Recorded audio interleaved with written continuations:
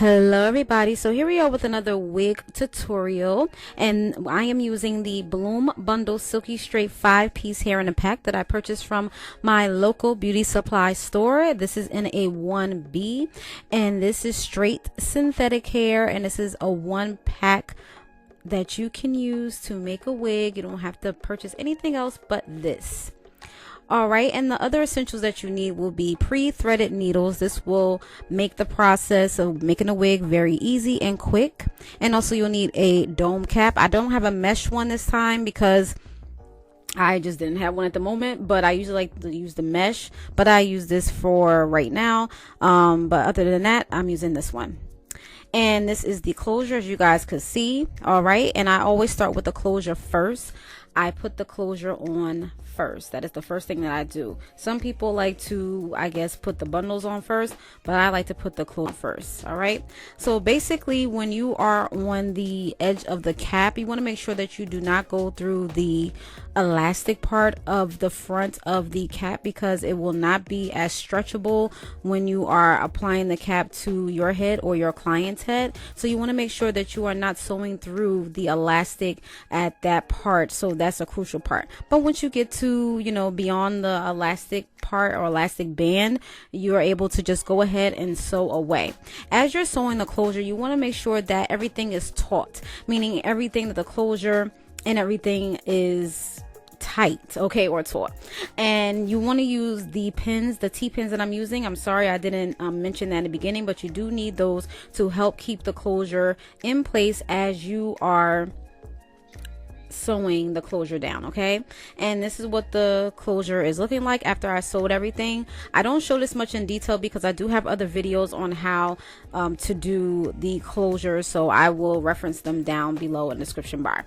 All right, so this is what the bundles are looking like. They may not be as thick, but they're pretty thick, you know, even though they are not like, you know, virgin hair, they are pretty good, the thick type deal of bundles. Okay, all right, well, the tracks are a type thick. Okay, all right, so here's a close-up, and this is me on the band, and I'm trying not to pick up the elastic. And this one was pretty hard because it's not a mesh dome cap, so this one was pretty hard. I did pick up some elastic, but not as much. So you want to make sure that you are picking up or sewing through little to no elastic. Okay, and that's just basically it about that. And some people you know, sew over and under the track. So it's really up to you. If the bundles are, if the track is thick, then you won't be able to do that. You'll be hurting your hand, but you do get that, you know, secure. You get a more secure type deal, if you will. But if so close together, you'll also get a secure look or a secure feel of it as well. So you just want to make sure that you are sewing very tightly and closely. But when I start over, I do the over, I overlap, I fold the track over, but when I get to the top, that's when I start cutting the wefts. Okay, but I don't cut the wefts when I first start. I just do the fold over method, and after a while, when I get to the top, that's when I start cutting the wefts, because we're getting closer to the closure part. Okay, so I do over and under because it's easier. And these the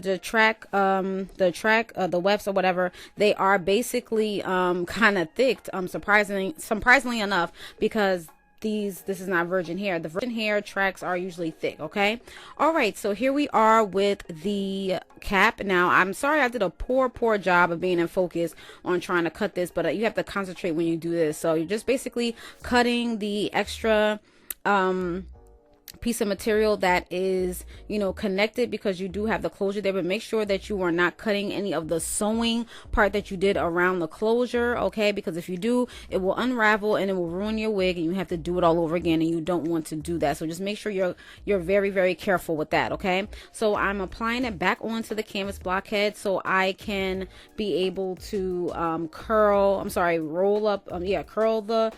the hair, because the hair is very straight and I want to have curls on it. So that's basically it about that. So yeah, you'll also need some type of canvas blockhead or a styrofoam head as well in order to complete, or, you know, in order to make the wig, you know, for you know, for yourself or your client. Okay. All right. So I'm combing everything out, making sure everything is basically, you know, straight, so I can go on ahead and put the cold wave rod sets in there. You can use any other curlers that you have. I wanted to use some other rollers. I will purchase them soon, but I just used what I had. So I had the cold wave rod sets. You can also use flexi rods if you like. So whatever that you have available in your home, or whatever that you can afford at your local beauty supply store, wherever that you get your beauty supply needs. Okay, so I had the cold wave rod set, so I was able to use those. And since the hair was very straight, it was kind of hard to get the hair to ravel, to curl, roll onto the cold wave rod set. So it was really hard, but I was able to manage. So you guys will see that me struggling. I am just spraying some light water because we are going to steam the unit, and I did see this on someone's page, and I'm going to put his name, I'm going to caption his name, or annotate it in the video so you guys can go there. And I'll also put his video in the description bar below, and this is where I got it from. He used some other rollers, and those are the rollers that I want to use. That's why I said I'm gonna purchase some. And I've been to the beauty supply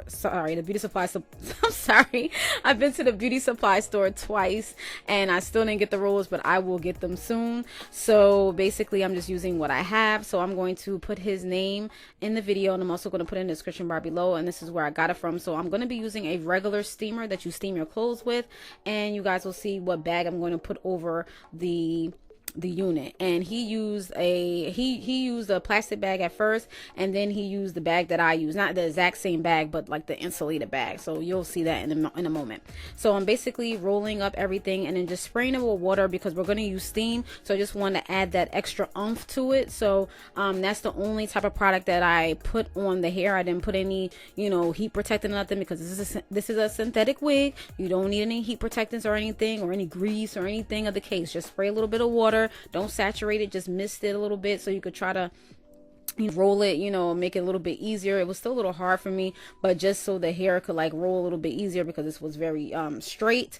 But yeah, just apply water. That's all you need. You don't need a whole ton of products, because again, this is synthetic hair. You do not need to OD. Okay, so don't be ODing. All right, and that's just basically about that. All right, so I am going to let you guys watch the rest, and I will be back in a moment.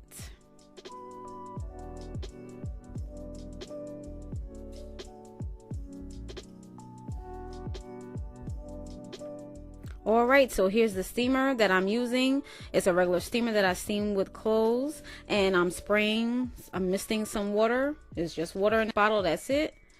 And now I'm going to get the bag, the insulated bag. I purchased this from Dollar Tree, okay, for $8, okay. And this is the hot cold bag. So I'm going to place it. At first I thought it was too small, but it wasn't. It was just the rollers in the front were stopping me. So yeah, so make sure you get all of the hair up under there, okay.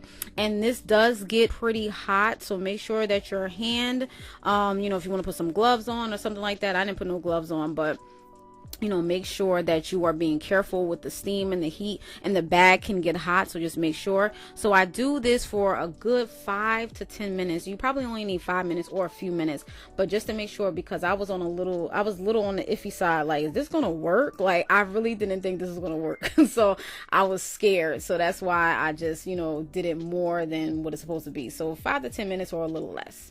All right, so here we are, the finished product. We gonna see what we gonna see. Okay, bam, we got the bouncy curls going on. Now let me just tell y'all, since, you know, I do so much, I left the curls in for like 2 to 3 days. You don't have to do that, but I did, because that was the only time, the third day was the only time I was able to, you know, take the rollers out, because I had so much to do. But you could probably just take it out the next day. But I would just say, like, you know, let it sit and let it dry for a little bit, and then unroll them. So I would say, if you want to leave it for a day, go ahead. You don't have to do the 3 days, but I did. I just want to be honest with y'all, but I didn't have to do it. It's because I had a lot of other stuff to do. So yeah, so you can do it for 1 day, or let it sit for like a good few hours, or whatever the case is. I forgot how long he did it for, but I just did it because, not because I was, you know, I just didn't have the time. So so yeah, you could do it less than 3 days, probably a day, or probably a few hours after you finish. You could definitely take it out, but I did miss water on it and stuff like that. So and you know, you just want to give it some time to dry and, you know, have the curls, you know, settle in and stuff like that. So yeah, so it came out good, I guess, you guys. A little bit frizzy, got a little frizzies going on, but it's okay, you know. You know, some people like the frizzy, some people don't. You could take some scissors and just cut a little bit of whatever it is, but I think this is a really good way to save money. You know, I know this is synthetic. A lot of people look down on synthetic wigs for some reason, I don't know, but sometimes the synthetic wigs be looking really good, and some of them probably look even better than the real units. The only thing you can't do is bleach the hair or color it or whatever, or bleach the lace or whatever. So that's just basically it about that. But yeah, so that's just it, y'all. I hope you guys enjoyed. Sorry for talking through the whole video, but this is a tutorial, so I hope nobody try to say anything like, oh, she talked too much. Pause. Okay, stop. All right, so that's basically about that. So yeah, so this is what the unit is looking like. I hope you guys enjoyed. Yeah, that's my first time steaming a synthetic unit. Okay, I didn't think this was gonna come out good. All right. Oh, and then I did spray some Lotta body on there. I got this from the beauty supply store just to give it a little sheen or whatever, you know, not the OD on it or anything, but just a little bit, you know. I mean, you don't want to make your unit look shiny, but just to have some type of luster about it, okay? All right, so that's it, you guys. I hope you guys enjoyed. Thank you so much for watching. If you want more videos like this, please hit the like. You know, send me some requests, and I definitely will be back to doing the wig making because, yeah, I really do enjoy it. So I hope you guys enjoy this as much as I did. I will talk to you guys later. See you on the next one. If you have any questions, comments, put in the next. Thank you for watching. Peace. Bye.